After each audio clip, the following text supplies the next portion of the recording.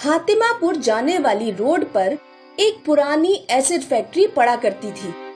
Mister Sanjay आज उस factory को खरीदने जा रहे थे। मिस्टर संजय कार में पीछे बैठे होते हैं और उनका ड्राइवर कार चला रहा था। सर, मेरी मानिए तो इस फैक्ट्री को आप ना खरीदिए तो बेहतर होगा। मैंने उस फैक्ट्री के बारे में बहुत अफवाहें सुनी हैं। कैसी अफवाहें? लोग कहते हैं उस एसिड फैक्ट्री में किसी लड़की की आत्मा का वास है। और भी लोगों ने इस फैक्ट्री को खरीदने की कोशिश की लेकिन मारे गए। मैं इन भूत प्रेत वाली कहानियों में यकीन नहीं करता। मैं उसे खरीद कर ही रहूंगा। मिस्टर संजय बहुत सस्ते में फैक्ट्री के मालिक से एसिड फैक्ट्री खरीद लेते हैं और फिर फैक्ट्री के अंदर घूमने जाते हैं। तुम मेरे साथ अंदर नहीं चलोगे? नहीं सर, वो मुझे वॉशरूम जाना है। आप फैक्ट्री में घूम के आइए, तब तक मैं जरा फ्रेश होकर आता हूँ। मिस्टर संजय फैक्ट्री के अंदर जाते हैं और ड्राइवर बाहर ही खड़ा रहता है। 1 घंटा बीत जाता है लेकिन मिस्टर संजय फैक्ट्री से बाहर नहीं आते। तभी ड्राइवर को फैक्ट्री के अंदर से भयानक आवाजें सुनाई पड़ती हैं। हे भगवान, अंदर क्या हो रहा है? 3 घंटे बीत जाने के बाद भी जब मिस्टर संजय बाहर नहीं निकलते तो ड्राइवर पुलिस को फोन कर देता है। पुलिस फैक्ट्री के अंदर जाती है तो उसे मिस्टर संजय की लाश पड़ी हुई मिलती है। लगता है बड़ी बेरहमी से किसी ने इनका कत्ल किया है। संजय की डेड बॉडी उनके घर पहुंचती है। ये किसने कर दिया? मैं उसे छोड़ूंगी नहीं। इतने अच्छे इंसान थे वो।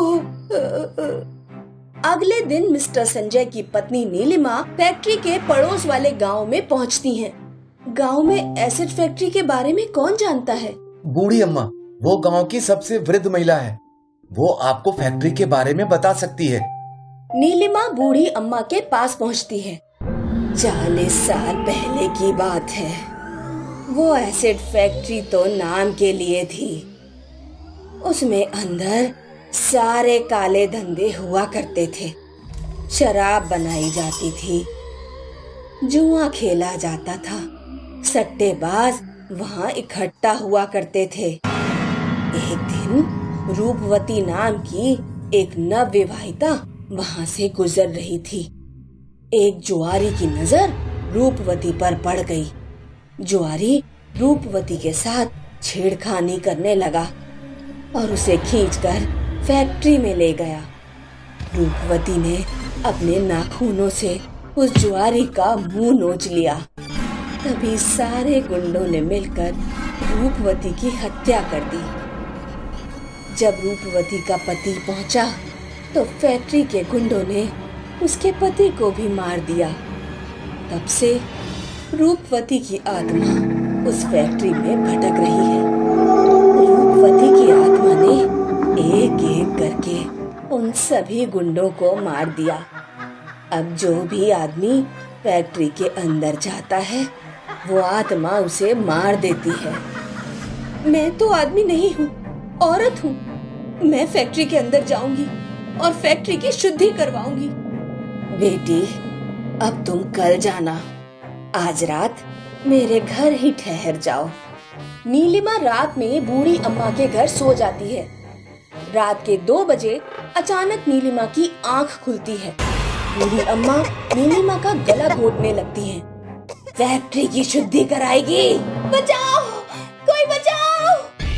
तभी कुछ गांव वाले वहां आ जाते हैं। गांव वाले देखते हैं कि बूढ़ी अम्मा बेहोश पड़ी हैं। लगता है वो आत्मा बूढ़ी अम्मा में घुस गई थी।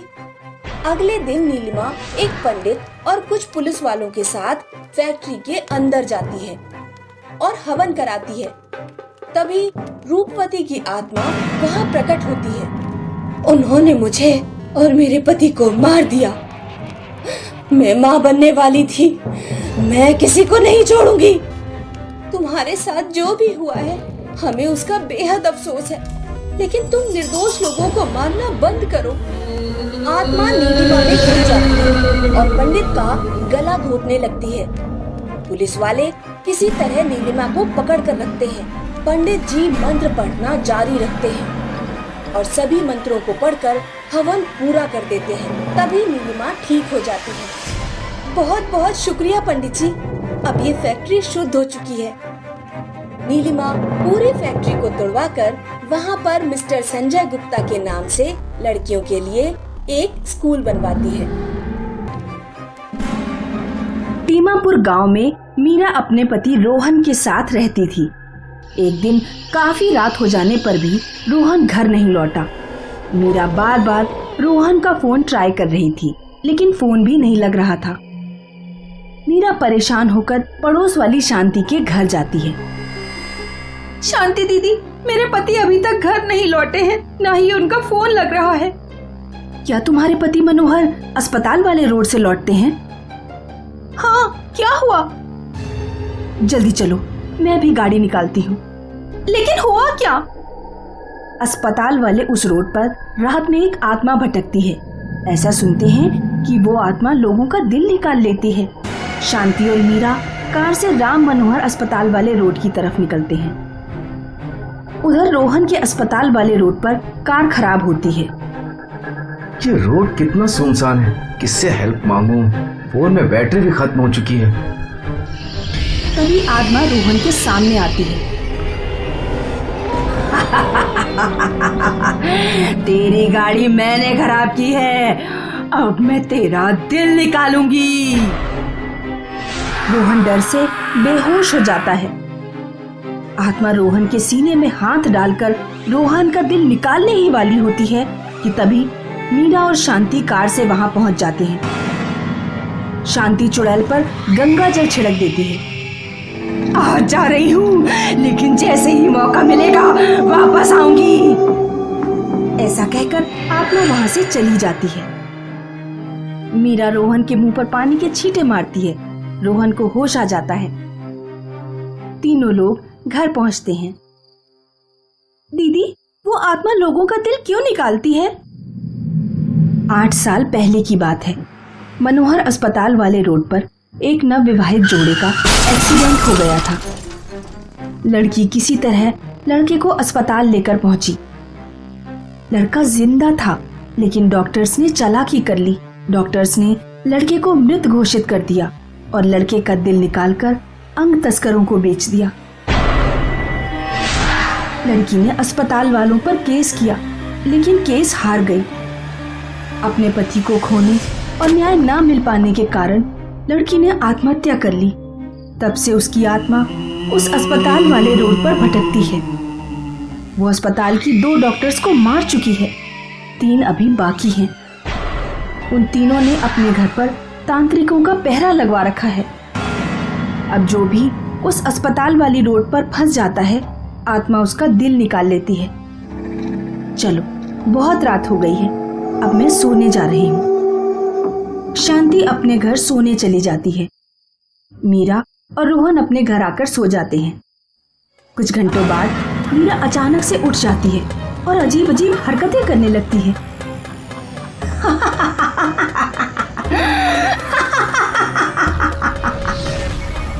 रोहन घबराकर उठ बैठता है। मीरा ये क्या कर रही हो? क्या हो गया है तुम्हें?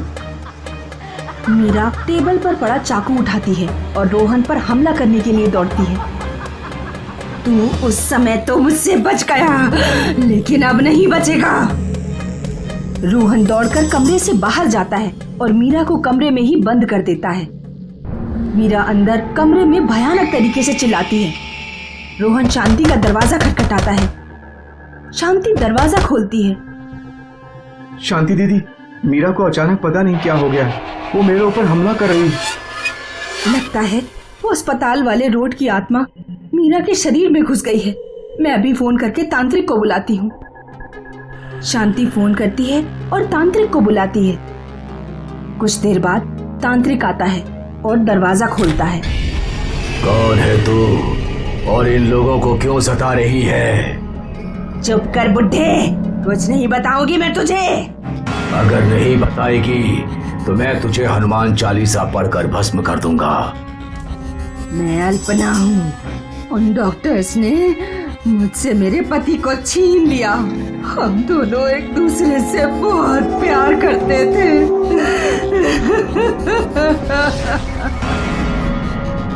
मैं तुम्हारा दर्द समझ सकता हूँ। तुम बस मुझे एक मौका दो। मैं उन अस्पताल के बाकी डॉक्टर्स को सजा दिलवाऊंगा। मेरा भरोसा करो, मैं एक वकील हूँ। जब आज तक मुझे न्याय नहीं मिला तो अब क्या मिलेगा? प्लीज मुझे एक मौका दो खुद को साबित करने का, और मेरी पत्नी को छोड़ दो। ठीक है, मैं तुम्हें एक मौका देती हूँ। अगर उन डॉक्टर्स को तुम सजा नहीं दिलवा पाए तो मैं वापस आऊंगी। इतना कहकर आत्मा मीरा के शरीर को छोड़ देती है। रोहन अस्पताल के डॉक्टर के खिलाफ केस लड़ता है और तीनों डॉक्टर्स को फांसी की सजा दिलवाता है। तब आत्मा हमेशा हमेशा के लिए गायब हो जाती है।